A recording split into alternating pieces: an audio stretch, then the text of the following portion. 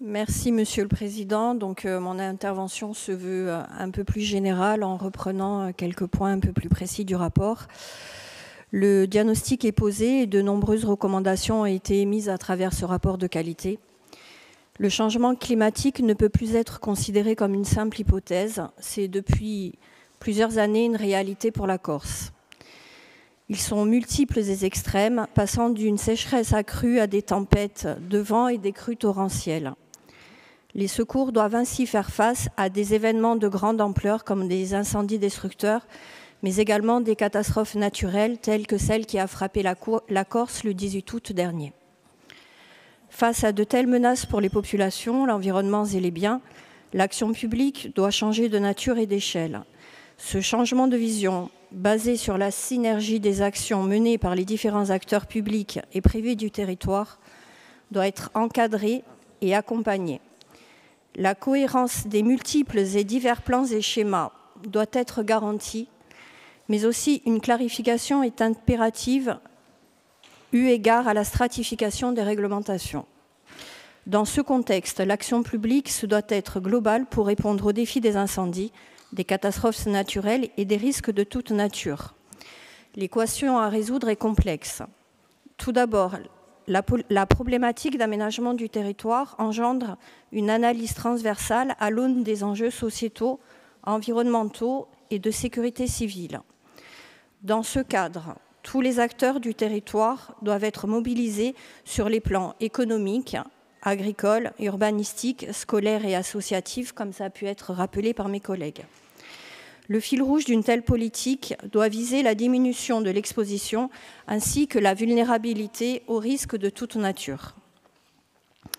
La mise en œuvre des législations et des réglementations, un thème très sensible pour les élus, singulièrement les maires, notamment au regard des responsabilités exercées au titre de leur pouvoir de police. Ces responsabilités s'exercent dans le domaine de la prévention s'agissant des incendies, les obligations légales de débroussaillement, mais aussi en termes de direction des opérations de secours sur le territoire communal. Deux pistes doivent être explorées. La première, les obligations légales de débroussaillement, les fameuses OLD, pour lesquelles les maires se heurtent aussi bien à des difficultés techniques que financières et surtout humaines. Un accompagnement différent de ces élus, la mise en œuvre d'outils et de plans rénovés doivent être une priorité pour garantir l'atteinte de ces OLD. Pour ce faire, les travaux en cours du nouveau FENI, plan à portée territoriale, sont en ce sens une opportunité, de même que l'annonce du président de l'exécutif de faire évoluer dans certains domaines le PADUC, notamment dans le cadre de la prochaine révision, s'inscrit dans cette volonté d'accompagnement. La seconde piste concerne la gestion de crise. La survenue d'un événement de sécurité civile impose sa gestion, dont la conduite relève du maire en sa qualité de directeur des opérations de secours et qui parfois peut devenir une réelle difficulté. Cette situation est encore plus sensible en zones rurales dans lesquelles les maires ne disposent pas de services support. La gestion de crise doit également devenir un point fort au niveau territorial. La collectivité de Corse doit être associée aux procédures de gestion de crise et renforcer son action dans ce domaine. En effet, il est indispensable que l'évaluation des risques de sécurité civile et la gestion de crise soient en cohérence avec les orientations dans le cadre de sa politique d'aménagement et de développement. Il y a la place pour une démarche globale pour tous les élus du territoire à mettre en place. Il convient ensuite de fixer la culture de sécurité civile dans notre société. Les événements connus ces dernières années révèlent toute l'importance de cette culture de sécurité civile dont la diffusion au sein de notre société doit être améliorée, aussi bien à l'endroit des populations résidentes que de celles de passage ou des nouveaux arrivants. Chaque citoyen est acteur de sa propre sécurité. La sensibilisation permanente du grand public et de la jeunesse face aux menaces et aux enjeux présents est primordiale. Il en va de la résilience de nos populations et de nos territoires. Nous devons également consolider le rôle de la recherche et de l'innovation. Ces deux aspects sont cruciaux dans la prévention des risques. Ils permettent en effet une meilleure compréhension des phénomènes et des process.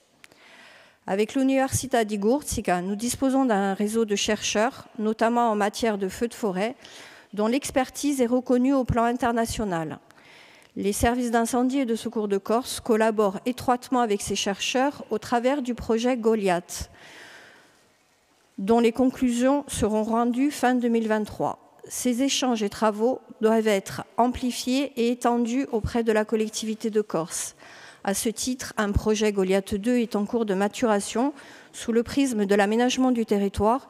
Il devrait également comporter un volet innovation.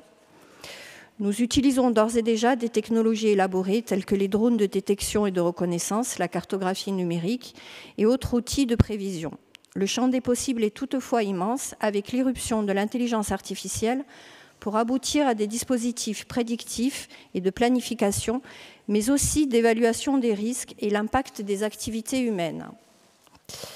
Enfin, le SIS territorial. Les services d'incendie et de secours de Corse, comme vous le savez, s'inscrivent dans une évolution logique et en cohérence avec le périmètre institutionnel territorial.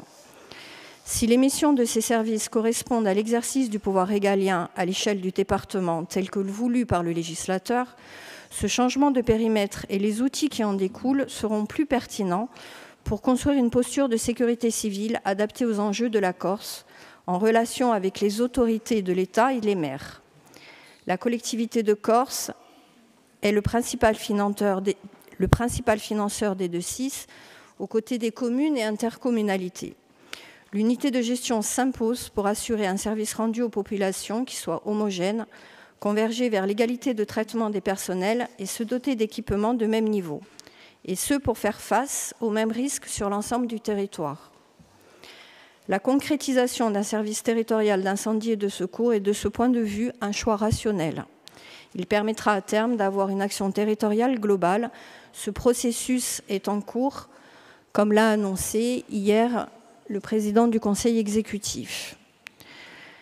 Pour conclure, la problématique des incendies n'est qu'une partie des risques auxquels nous sommes d'ores et déjà confrontés. L'action publique doit être globale et cohérente en matière de sécurité civile, qui, comme les problématiques environnementales, doivent être transversales à l'ensemble des politiques sectorielles menées.